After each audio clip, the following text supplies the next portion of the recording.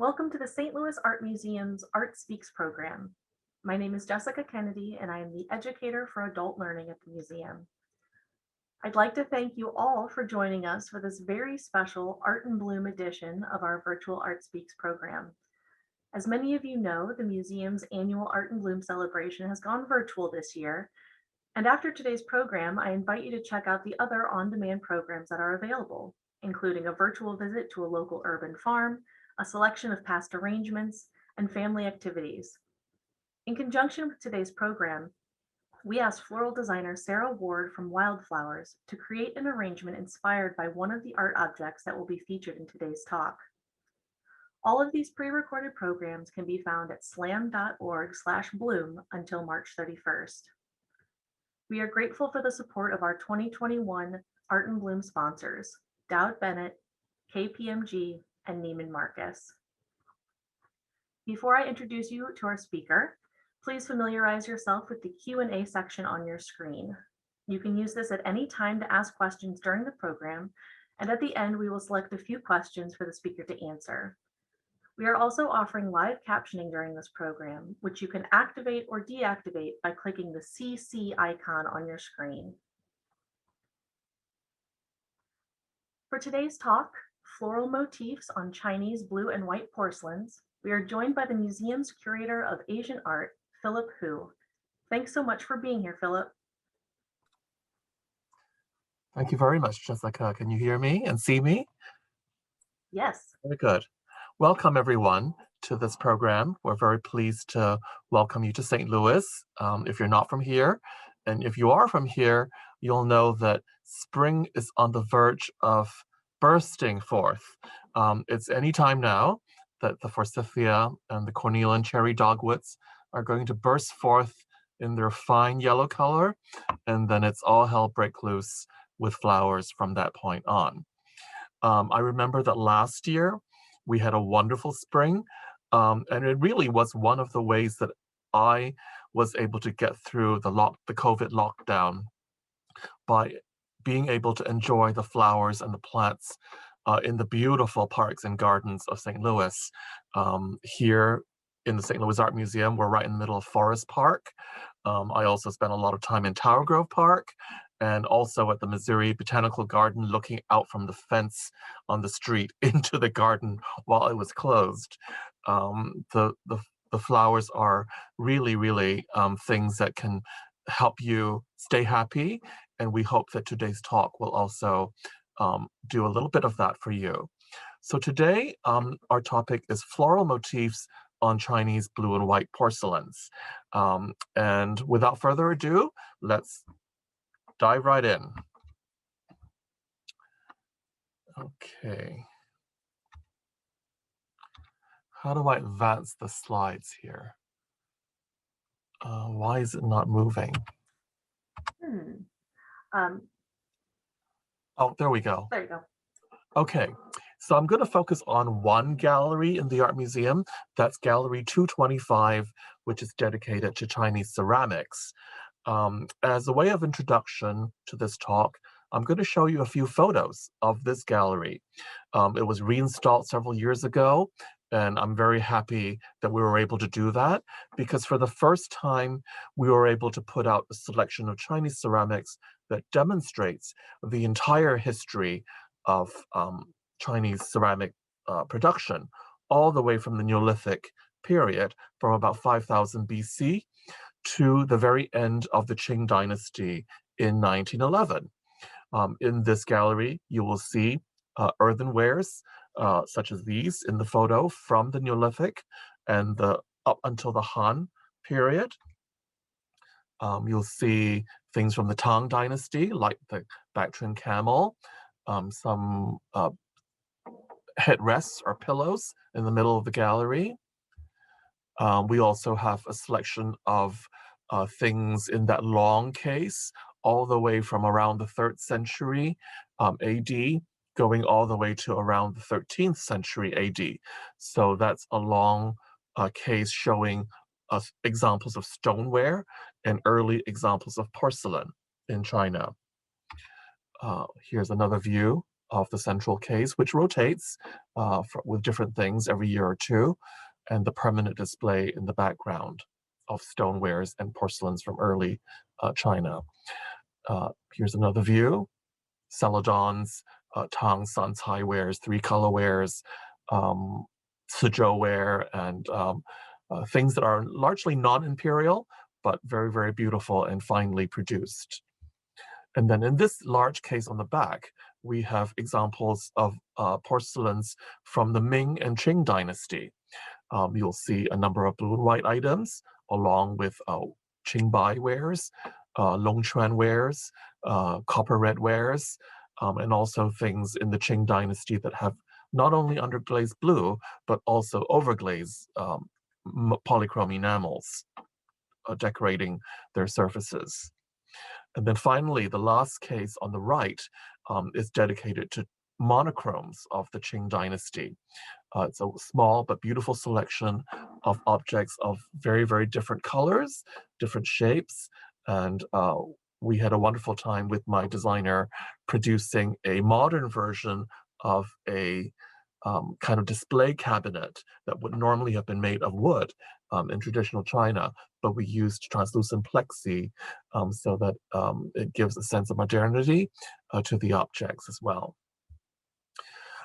This gallery has been the site of many, many, many art in bloom floral arrangements in the past. So here I show you a couple of examples. Here is the one from Art in Bloom 2019. The things that were being looked at are those two small cups on the riser in the case. And the idea was for the floral designer to be inspired by the pine, crane, sacred figures, and 5 bats that are on the small cups. And that's what the designer, Kimberly Ann Cruz, came up with. A very large arrangement for very small objects, but it was wonderful and very beautiful.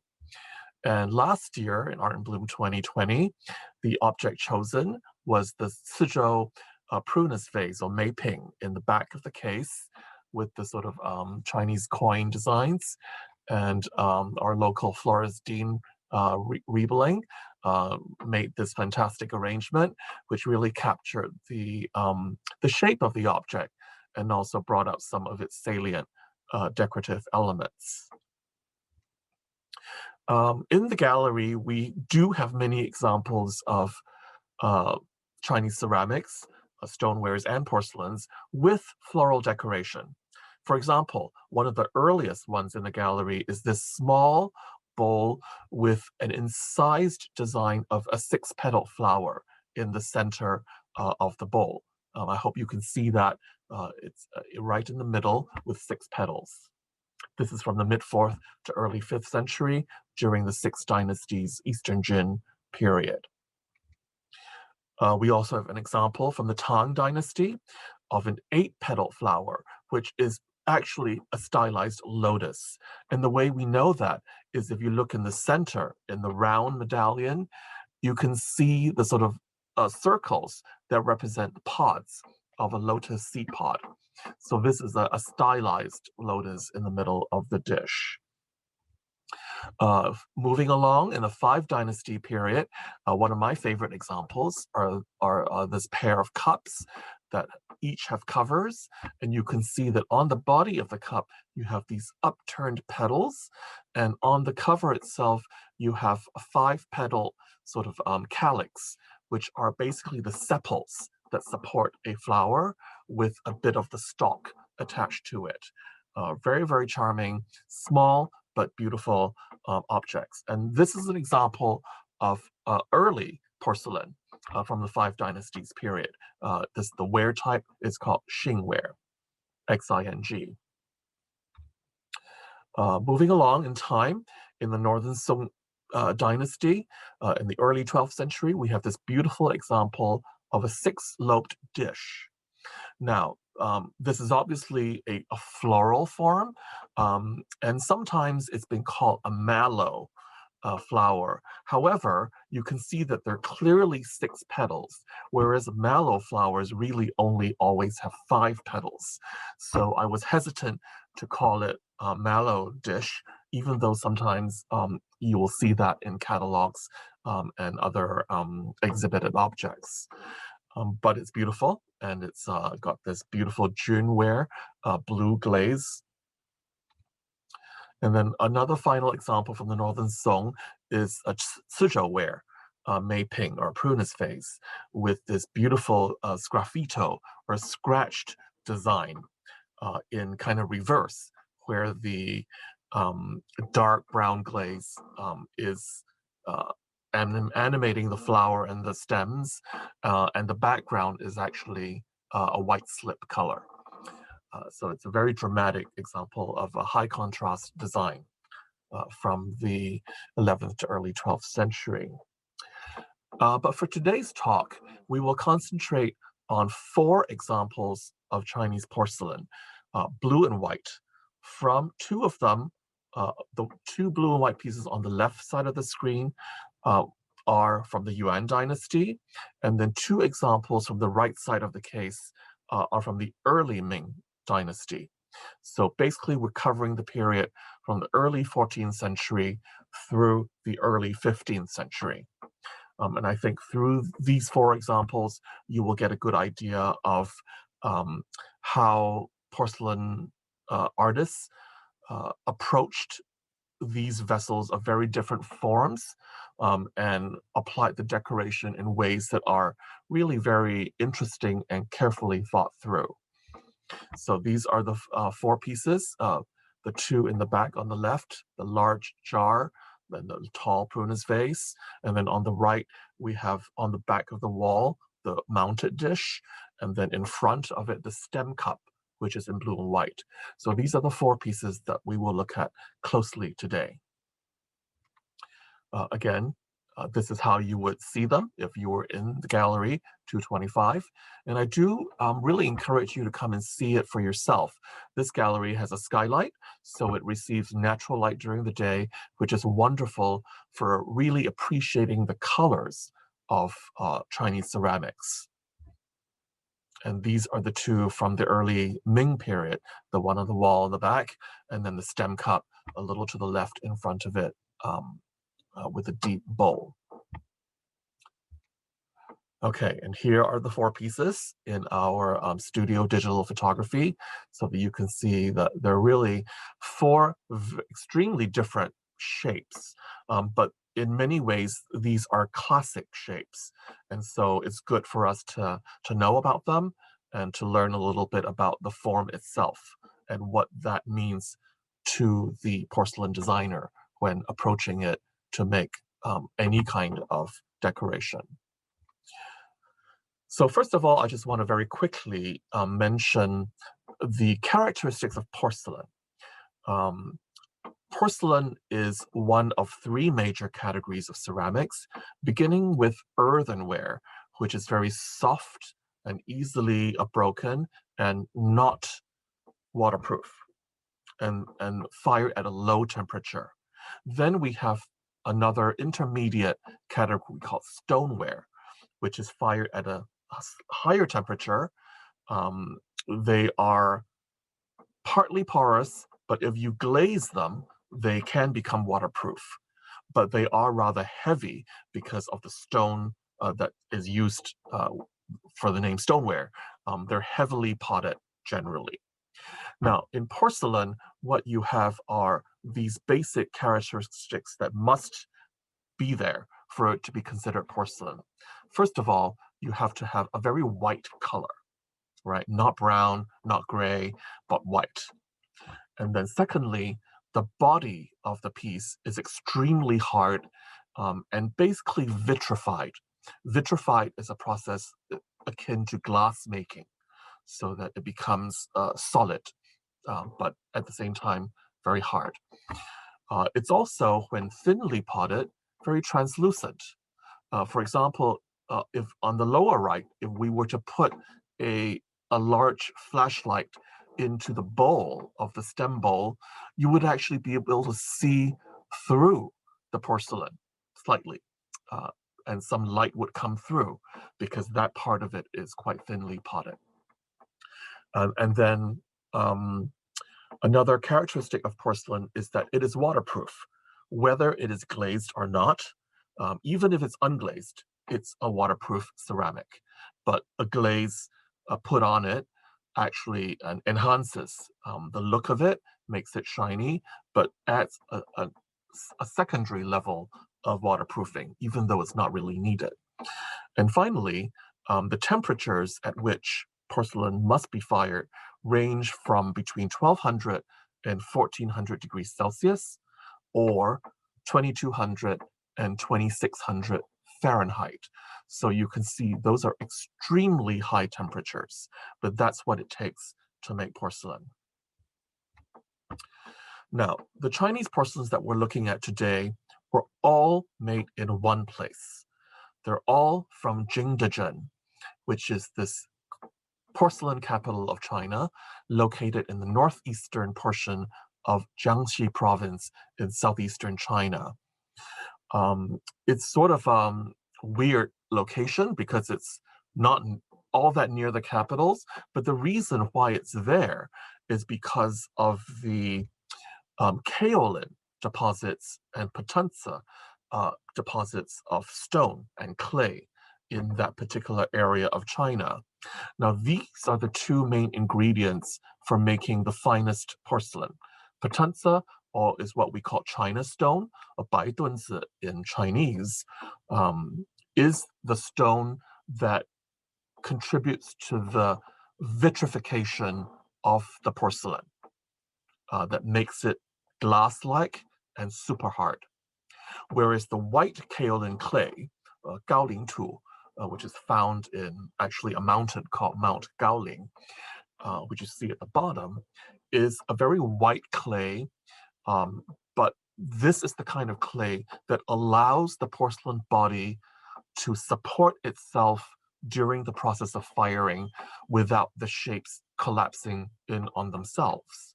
So the very best porcelains use China stone and white kaolin clay in equal measures, around 50% and 50%. And if you change that proportion, your porcelain becomes either better or worse. But that's the general 50-50% that we see in the very finest porcelains. Also, the one characteristic that you see in all of these blue and white porcelains is, of course, the blue. Now, where does that come from? It comes from mineral called cobalt blue, which is actually cobalt oxide or cobalt aluminate, CoAl2O4, and it's mined from ores. And then the ores have to be separated so that the cobalt is extracted and then powdered into a form where if you mix it with water, it becomes like a pigment, which you can then paint on the porcelain body. And it then fires at high temperatures to this beautiful sort of navy blue color that you see on these blue and white porcelains. Traditional sources of this cobalt blue are from West Asia, the ones used by these early Chinese porcelain potters. They largely came from Persia during the Ilkhanate period, which comprises most of what is now Iran and also part of what is Iraq. And so in China, this kind of cobalt blue is known as Samara blue or Sumali Qing, and that refers to the city of Samara in present-day Iraq. In the Yuan Dynasty, I should mention, which dates from 1279 to 1368. That's actually a very short dynasty, less than 100 years. But it was the first non-Chinese dynasty to rule over all of China. It was, in fact, one of 4 different khanates that comprised the Mongol Empire. So if you look at the map here, you'll see that on the far right, in the sort of pinkish red, is the territory occupied by the Yuan Dynasty. And that's the Khanate of the Great Khan. The other 3 are the Khanate of the Golden Horde, the Chagatai Khanate, and the Ilkhanate, which is in the area of the Middle East, Persian Gulf. So it was during this time when these 4 Khanates were all part of the same empire, that trade between them increased greatly. And so this cobalt blue from the Ilkhanate area was able to be exported to Yuan Dynasty China and to be used by the potters. The Yuan Dynasty had, I think, a total of 11 emperors, started by Kublai Khan being the first of the emperors, and then many of them reigned for very, very short periods, and sometimes less than a year, a few months. There was a big change over, but bear in mind that these rulers were not Chinese; they're Mongols, and their way of life was nomadic for many centuries before this, and so they moved from place to place, and for them to settle down in China, and rule China for this period was a big change for them. But many of them didn't survive for very long. So, okay, let's look closely then at the 4 pieces that we have chosen for you today. First of all, is this beautiful Meiping or prunus vase that has designs of Peony and Lotus Scrolls on it. This is the earliest of the 4 pieces we'll talk about, and it's from the early 14th century. This was the heyday of blue and white porcelain in China. This is basically at the beginning of the invention of underglaze cobalt blue. Now, it's important to understand that the cobalt blue is painted on the body before the transparent glaze is applied over it, so that when the vessel is then fired in the kiln, the glaze actually vitrifies with the body, basically melts and connects with the body and fuses the cobalt blue painted decoration into this porcelain, so that it's a wonderful way of doing it, because you can never wash away the cobalt blue design. It's underneath the glaze. You can wash this vase as much as you want, and the blue will stay deep and beautiful, and it certainly has since the 14th century. The second piece we'll look at today is a slightly later period, early to mid 14th century, but a vessel known as a large jar. Actually, I want to go back quickly. This kind of prunus vase would usually have had a cover on the top. Okay, that's missing. That's very, very common to not have them around anymore. This sort of cup-shaped cover, very easily lost, broken, and so many of these Meipings don't come with them. And similarly with this large jar, it would have had a cover as well that would have been sort of a dome-shaped cover with a kind of lotus bud knob at the top. Now that too has also been lost, but the shape of the jar is still very strong, with these 2 lion masks applied to the 2 sides, and basically imitating the kinds of loop handle holders that you would find on metalware vessels. The next shape that we're looking at is a shallow dish with a foliated rim with design of floral scrolls. This comes now from the Ming Dynasty during one of the early periods, the Yongle period, which is very early 15th century. And then finally, the stem bowl, also from the early 15th century, but from the Xuande reign, a very short but important reign for porcelain production in China, 1426 to 1435. All right, so let's go back one by one to look at them very closely. This Meiping that you see here, or prunus vase, takes its name from this particular flower, which is generally called in Chinese art the plum, but it's actually a Japanese apricot. And the scientific name for it is Prunus mume, and the Chinese name for it is Mei. And it is thought or said by many people that these vases were designed in order for a sprig of Prunus mume to be inserted into the narrow mouth as decoration. Now, that is actually probably not quite true.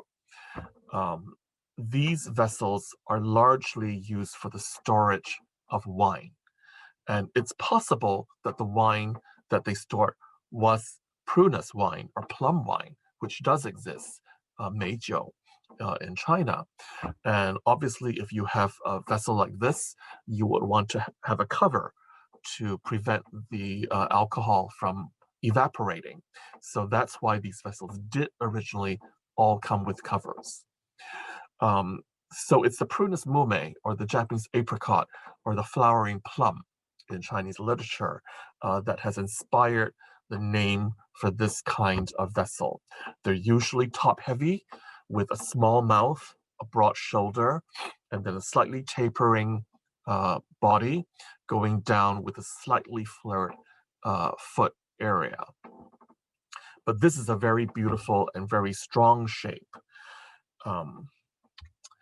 So one of the questions that I asked myself when I looked at this piece carefully is, what is the main flower that's being depicted here? In Chinese sources, we always just say peony. But in the real botanical world, there are two major categories of peonies. First, you have the tree peony, Paeonia subfruticosa, and secondly, you have the herbaceous peony, Paeonia lactiflora. The former is known in China as mudan, and the latter as shaoyao. And both have been in China for a very, very long time. So what is this flower on this vase? I went through the sort of different characteristics of each of these two types of peonies. Tree peonies have a woody structure to them.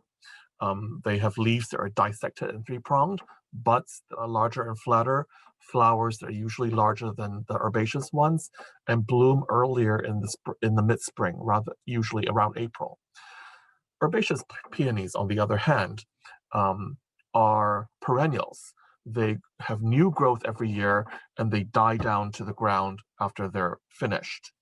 Their stems are not woody. Their stems are green. The leaves are generally elliptical and pointed. Their buds are smaller and rounder, and they have smaller flowers, generally speaking, than tree peonies.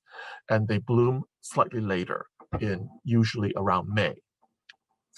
So, in looking at the real flowers, mostly at the Missouri Botanical Garden here in St. Louis, also in Tower Grove Park, and also looking at portrayals of famous peony plants in China, you can see the sort of similarities and differences between these two types of peonies.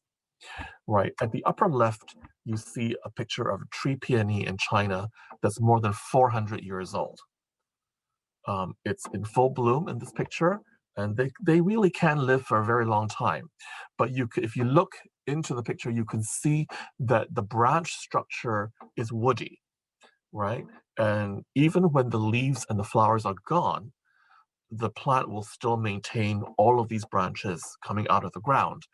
And you would not cut or trim them after the flowers and leaves are gone, unless you want to shape it in a specific way. You would just let it be. And then the next year, the leaves and flowers will just come back again. On the other hand, herbaceous peonies have very sort of soft stems. You can see in the middle picture on the right, especially when the full blooms have occurred, the sheer weight of the large flowers often cause these soft stems to droop all the way down near the ground, because the stems are very soft. They just cannot support the weight of the flower itself. It's just the flowers are too big for their own good. But nonetheless, both are very beautiful types of peonies. So I've come to my preliminary conclusion that the flowers that are being depicted on this vase that are called peonies are the tree peonies. And part of the reason is because of the shape of the leaves that you can see depicted in blue and white, and also in the real life green pictures. And the flowers are, of course, large and sort of have frilly edges. And the frilly edges actually are a way of showing the kinds of lacy perimeters of these beautiful tree peony blossoms. But that's a stylization. Now, how did the porcelain artist approach this shape and begin to think about decorating? Now, because this is a tall object, you're usually going to be looking at it sort of laterally from the side. And so you can see that the artist here has decided to break the decoration into various horizontal registers so that you could basically see everything at one go. So starting at the top, we have an undecorated band where the neck and the mouth is. And bear in mind, that would have been covered by a cup-shaped cover, which would have been decorated in blue and white. So it was not very important to have that part decorated because it would have been covered by something else to begin with. And then secondly, in the second to the top tier, you have downturned stylized lotus lappets or petals with precious symbols and flaming pearls, different ones in each petal. And then further down at the top of the shoulder, you have a Lotus Scroll with flowers that are seen largely in profile. And then the main, very wide part of the body is the Peony scroll. Now, what's interesting about this design is that the artist has shown 4 peonies. One, if you're looking at the cardinal directions, there's one on each side. So here we're looking at a peony seen from overhead, sort of straight down the flower. And then on the left and right of this, you have peonies seen from profile, as though you were looking at them directly from the side. And then on the reverse side of this vase, opposite this top view, you actually have a peony seen from the bottom, because you can actually see the calyx or the sepals that support the base of the flower. So the artist has decided that this will provide visual interest as you turn the vase around, or if you moved around it to look around it. Now, below this wide peony scroll, you have what we call a classic scroll. These are just sort of arabesque type scrolls that you find on many porcelain designs. They're not very specific as to what kind of vine or plant they are. And then near the bottom, you have another wide tier, which is upturned lotus petals or lappets. In this case, each of them containing another drawing of a lotus flower, but pendant or hanging downwards. And then finally, near the bottom, you have another narrow, undecorated band to give it some kind of visual relief and stoppage of the decoration as it reaches the ground level. So you can see there's a lot that goes on into this. And here are some views of that same vase on display. If you look at the upper right picture, can you see the peony seen from the base? Those white things at the center are the sepals at the bottom of the flower. And then at the lower left side, you can see one of the 2 peonies that are seen from the side, from the profile. Now, what's interesting about this design is that the scrolling of the peony, those sort of arabesque shapes that twirl around the flowers, actually enable you to imagine these flowers moving in 3 dimensions, right? You see them from the top, you see them from the side, you see them from the bottom. And the scrolling device is a very effective way of allowing a design to have that effect. And then finally at the bottom, you see a few of those large lotus lapid leaves with the downturned or pendant flowers of the lotus. So this particular maping has 2 major flowers in it, the peony, or the tree peony, and the lotus. So the seasons that are being evoked here are spring for the peony and summer for the lotus. But of course, something like this could be used all year round. Now let's look at our second example, this jar of guan with the lion mask handles. This is a wonderful piece, and it's a very distinctive piece because of the decoration that you see in the white band with the cloud collar shaped panels. Like the maping before this, the designer has also approached the shape because it's quite tall and quite vertical, and broken it down into these various horizontal registers.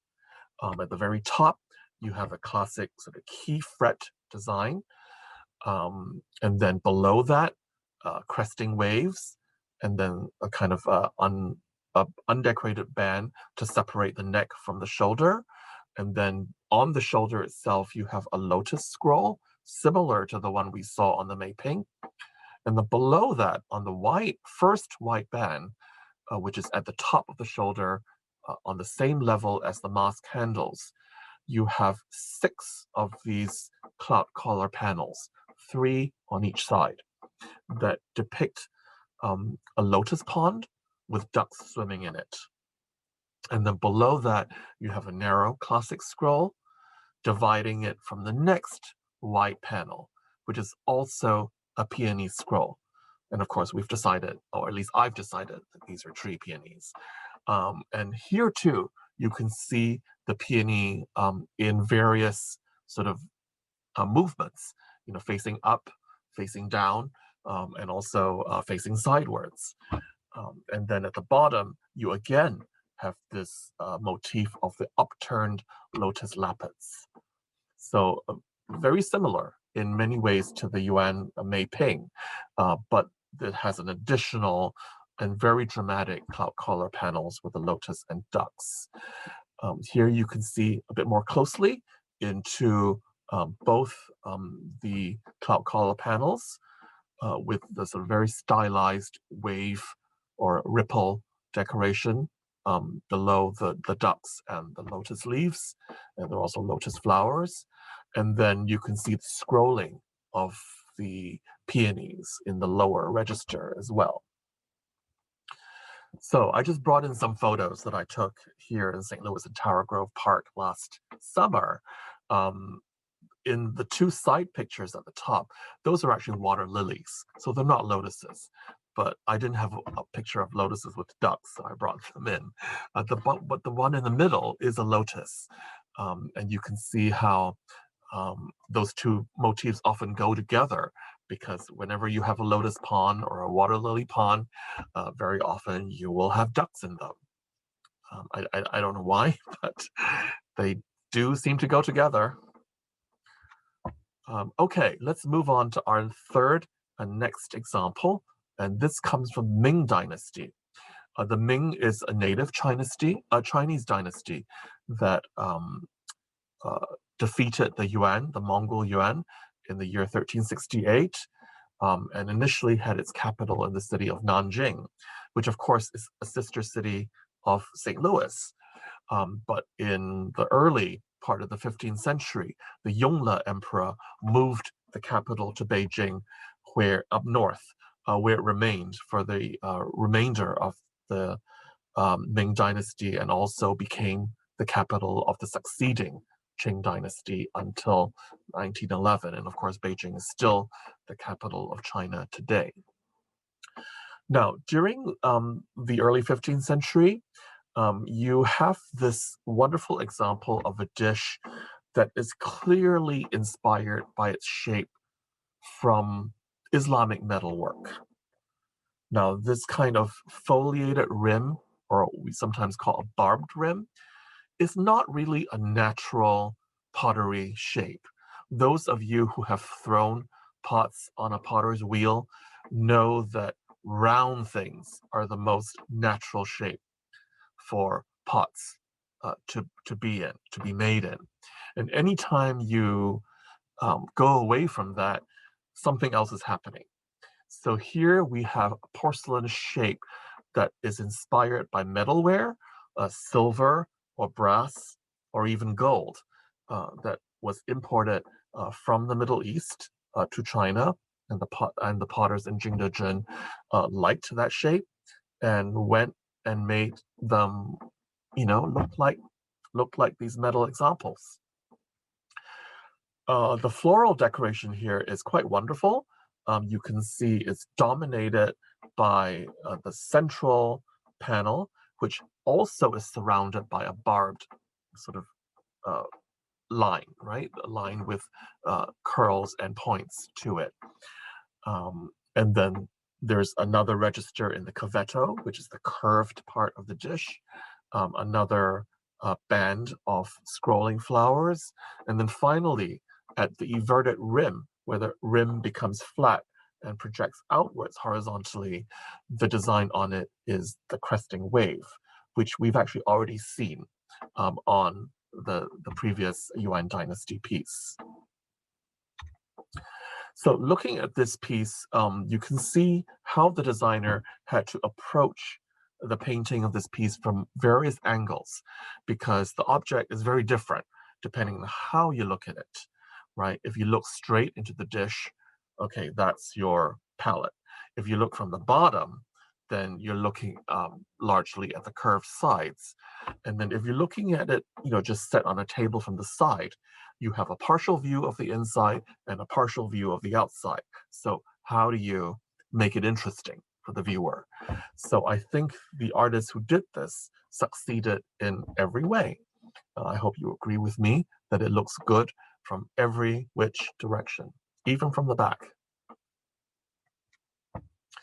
So from a design strategy, what you have here is a combination of concentric designs, right? Circles that grow out and become larger and larger, and also a kind of radial design that is centered right in the middle and then goes outwards, fans out in all directions. One of the questions I asked myself is, why did the artists choose 5 flowers to circumambulate the central one? Now, why not 4? Well, 4 makes sense because it's the flowers of the 4 seasons. But imagine if there were only 4 flowers instead of 5 surrounding the middle one. It would suggest a shape of a square around the middle piece. Whereas the addition of a 5th flower or a 5th roundel immediately creates a kind of circular feel to it that then works with this concentric design example. So I think the choice of 5 flowers is very specific. Of course, they could have gone to 6 or 7, but it was not necessary.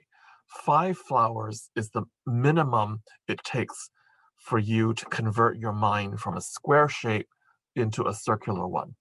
And so they went with the bare minimum that was necessary. And you can also see that the radial design strategy of this dish starts, of course, at the very center, and then it radiates out in various registers, right? First, it's the immediate 5 flowers. Then it goes to the flowers in the cavetto, or the curved part, and then it then goes all the way out to the points of the barbed rim, or the foliated rim. So all of these work together with each other to create an extremely complex, but at the same time, a very harmonious design. Now, what are these flowers that are being depicted in the central medallion or central bracketed area? At the very center, you again have a flower that we've already come across, and that's the lotus, sometimes also known as the sacred lotus or the Indian lotus, the Nelumbo nucifera. Here you can see it has 8 petals, as is usually depicted with. And here you can see the petals looking very much like those lotus lappets at the top and bottom of some of those pieces we've already seen. And then starting sort of in no particular direction, let's start at the upper right. We have an example of a China pink, Dianthus chinensis.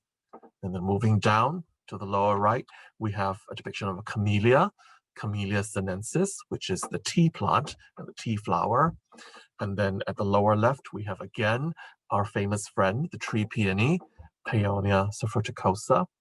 And then on the left, we have a stylized chrysanthemum. And I think that this is the Chrysanthemum indicum, or the Indian chrysanthemum, which is the very simple kind of chrysanthemum that was the basis for all other later cultivars. And then at the very top, we have a gardenia, a 6-petal gardenia, which completes the selection here. So here are what the flowers look like in real life. Of course, the central flower of the lotus is shown in full bloom, meaning that the petals have already come opened out fully, and you can see the circular seed pod in the middle. Whereas the other lotus on the lower left is shown more in a sort of profile way, with its petals still sort of yet to open fully. And then we have the other flowers, camellia, the Chrysanthemum indicum, and the gardenia at the top, and the China pink at the upper right. The China pink is especially, I think, well drawn, because you really do get the sense of the frilly edges of the petals coming forth from the center of the flower. So looking back at this dish, we know that's a lot going on in it, but the resultant design is quite fabulous. And I'm very pleased to have helped to acquire this for the museum in 2008. There's a whole long story behind how this happened, but that's the subject for another Zoom talk. And then finally, I want to look at our stem bowl from the Xuande period of the early Ming. So like the dish, this is also from a early 15th century, but from a different emperor's reign. The dish is from the Yongle period, and this is from the Xuande period.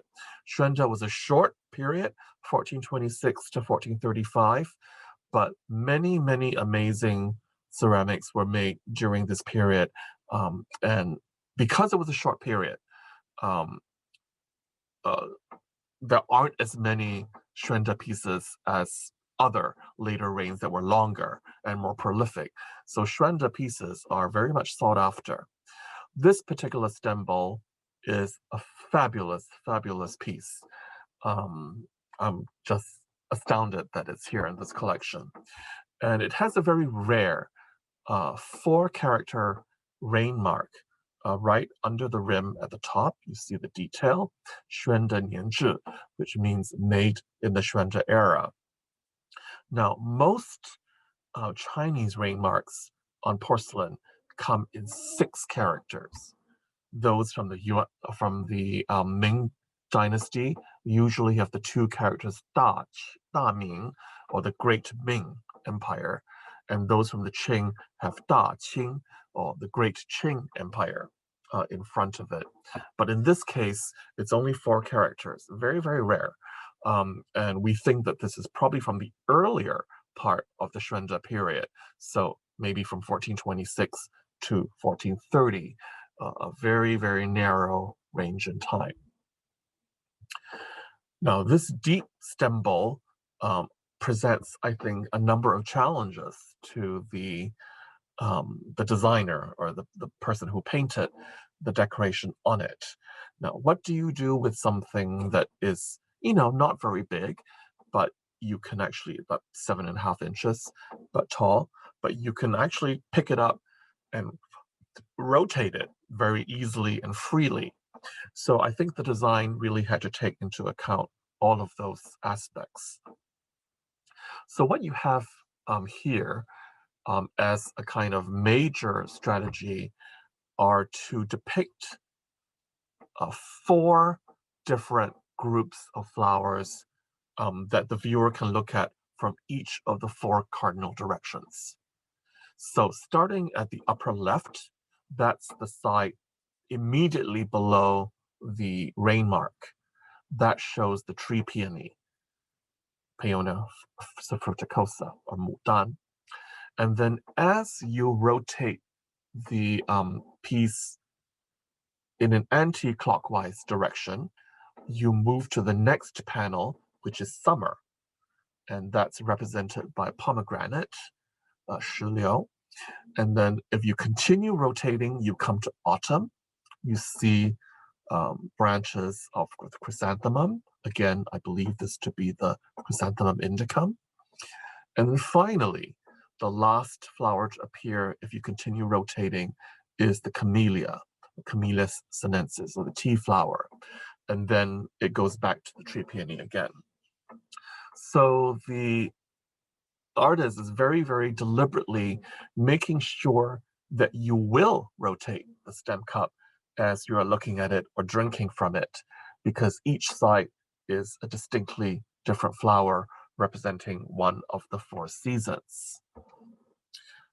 What's also interesting is that in this case, the summer is not represented by lotus, which is a very common and usual flower to represent summer, but rather the flower chosen here is that of the pomegranate, Punica granatum, Shiliu Hua.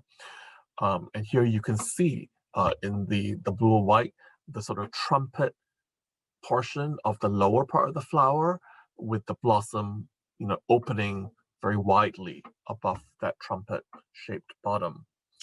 And of course, pomegranates are another symbol on Chinese ceramics that are very popular because the pomegranate symbolizes fertility, right? If you break open the pomegranate, you will see many, many, many seeds inside. So it's not only is it a symbol of summer, it's also a symbol of fertility. So that's a good thing. Now, what about our lotus? Our lotus hasn't disappeared. And one of the reasons why it doesn't appear on the outside is because it appears on the inside. If you look straight into the well of the stem cup, you'll see a double line circle with a bouquet of lotus flowers, buds, and leaves in the middle, with the kind of ribbon tying them up as though they were already cut from the pond. And so this is a wonderful, very lively, painterly design meant to be looked at when, whatever you're drinking from has been finished, and out comes this beautiful lotus bouquet. The lotus is also present on the underside of the exterior of the stem cup. You can see upturned lotus petals cradling the part of the well as it joins the stem foot. So that's another way of showing that the lotus is still very important and perhaps the most important flower of this grouping. And again, we can see the design strategy involves the concentric method when you're looking directly into the bowl. But it also, the orientation of this lotus bouquet in the middle is carefully made to coincide with the axis that runs through the rain mark on one side of the stem cup. That's the side with the tree peony. So this gives us a kind of proper front of the object, right? So in this case, the two most privileged flowers that are being depicted are on the front, the tree peony, and on the inside, the lotus. So again, the celebration of spring and summer, the two seasons with the most flowers that you can probably see in any given year. So it's a nice way of, giving a privileged side to a round object. It tells you basically which is the front side. So I think we've come nearly to the end of our talk. Again, I just encourage you to come to the gallery to look at these pieces in person. There's a lot of detail in them, and there's a lot of history, there's a lot of symbolism, and we could go on and on and on. But for now, I think I'll stop and take some questions from the audience. Thank you. Yes, thank you, Philip. And we do have quite a few questions. I think we're only going to be able to get to a couple today, but that's okay. So the first question, how did the artists learn their craft? Were there workshops in which masters taught others? The artists that work to paint these designs on the porcelains are very specialized people. They're not the same people that throw the pots or fire the pots, right? Their specific role there is to draw the decoration on the pots. So it's a very there was a very divided kind of tasks for everybody in a kiln, very specific tasks. And many of these people, maybe they were not professional painters in the sense that, painting paintings, but they certainly had very good skills, right? It's not easy to paint on a surface that isn't flat. So you have to have imagination and skills to work on something that is so three-dimensional, right? It takes a very special skill than just painting on a flat piece of silk or paper. Okay. And I think you mentioned this for a couple of the pieces, but they wanted to know if all the pieces were created for functional use, or were any intended to be strictly decorative art? Oh, well, I think all of these were at some point used in their lifetime. And you certainly have decorative objects that were made as well, but the four pieces that we have seen all have functions. The Maping and the jar were largely for the storage of wine. A dish like the round one was for the serving of food. And then the stem cup was for drinking, probably wine, but maybe all kinds of other liquids too. Okay. Let's see. What fuel was used for these very high firing temperatures? Very good question.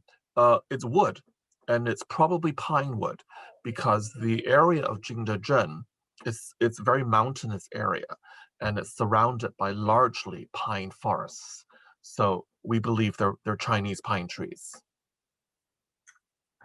Great. Looking really fast here. We have lots of people thanking you for this. This is wonderful. And I think, so you did mention that these are the flowers that were chosen were to highlight summer and spring. Were there any other symbolic meanings associated with the peony and the lotus? Oh, absolutely. Peony, of course, is generally regarded as the sort of king of flowers. It's regarded as the most beautiful and important flower in China. It's so showy. It's so large. There's just no getting away from it. It's also a symbol of sort of wealth and high position. So it's a good flower to have. The lotus is very important because it is in fact floral symbol of Buddhism. Of course, the Indian lotus, as Buddhism also comes from India, it's quite appropriate that the lotus was chosen. Oftentimes, you'll see Buddhist statues standing on lotus bases, but the whole idea of that being a Buddhist flower is because the lotus usually is grown, in a pond that's very muddy, right? And then suddenly in summertime, you've got these beautiful buds that shoot straight up on a stem, and then they open up into these absolutely gorgeous and perfect blossoms. So the lotus is a symbol of purity coming out of mud, right? That's what we all want to be, isn't it? Yes, definitely. Okay, well, that is all of our time today. Thank you so much, Philip. This was wonderful. And I want to say thank you to everyone who joined us today. Again, I encourage you to watch the floral arrangement demonstration by Sarah Ward that was inspired by the prunus vase that Philip spoke about today. That pre-recorded video can be found at slam.org/bloom. And if you're interested in other live virtual programs featuring artists, curators, and other experts, please click on the events tab at slam.org. Thanks everyone, and have a great afternoon. Thank you. Happy Art and Bloom.